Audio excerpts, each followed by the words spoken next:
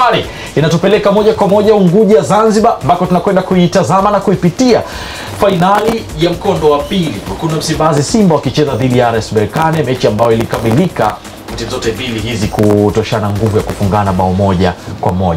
Fainali ambayo imebaki gumzo kwelikweli mitandaoni, Alex Ngereza. Bila shaka utakuwa umeona hivyo. Tupate tathmini. Sasa ndio wakati wa kupitia tathmini na matukio mbalimbali ambayo yamejitokeza katika fainali. Of course, kwanza niseme ni mechi ambayo kwangu haikuwa mechi ambayo inafurahisha kutazama kutokana na namna ambavyo kila timu ilikuwa imejiandaa.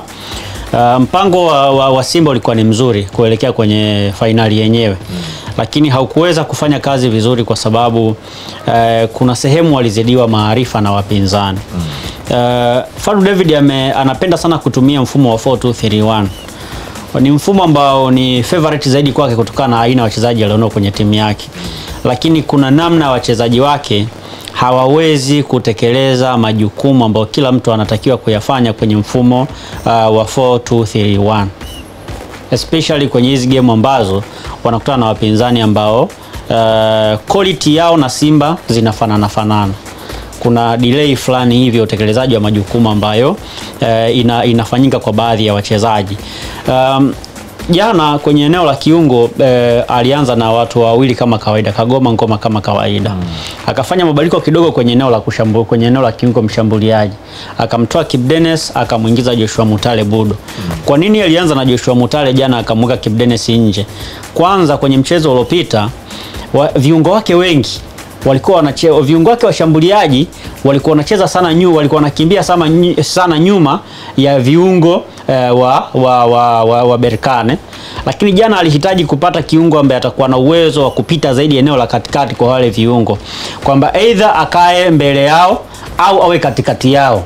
Na ili uweze kuwa uweze kuidhibiti timu ya aina hiyo ambayo inakuwa na watu wengi eneo la katikati, maana yake yule kiungo wako ambaye atakuwa eneo la katikati ambaye either awe katikati yao au acheze mbele yao na bado unamhitaji kwenye kushambulia, maana yake kwanza lazima awe na uwezo mzuri wa kudribble mpira, skills ziwepo ndani yake, awe na jicho la kunusa hatari kwamba mpira hapa nikae nao kwa muda gani na nindoe pasi kwa muda gani, lakini na mimi ninatakiwa kudribble mpira kuelekea mbele kwenye maeneo gani.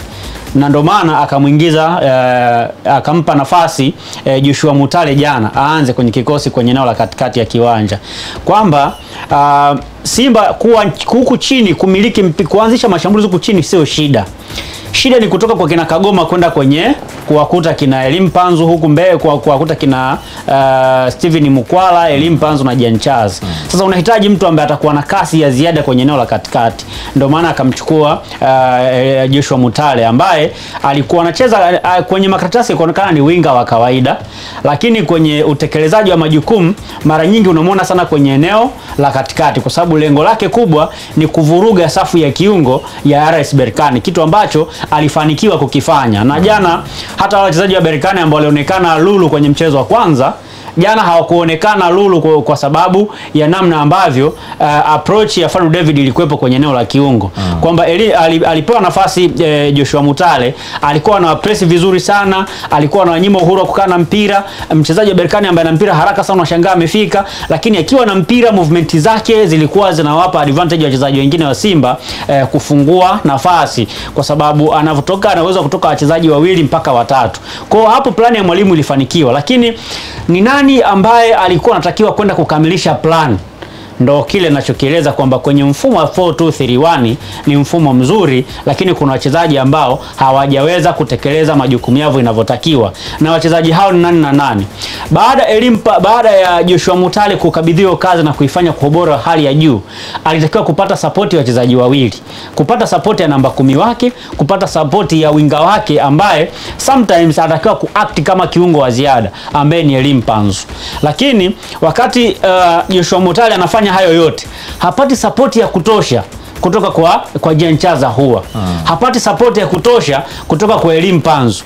Na ndio maana kuna wakati hata yeye Joshua Mutale alikuwa anapata mpira, alafu kuna muda anakosa mtu wa kumpasia. Inabidi alazimishe movement ya kwenda mbele, mwisho wa siku anachezewa raha, anachezewa foul, au mwisho wa siku anapokonywa mpira kirahisi tu, kwa sababu unakuta yuko mwenyewe mbele ya wachezaji wawili mpaka wachezaji watatu wa RS Berkane.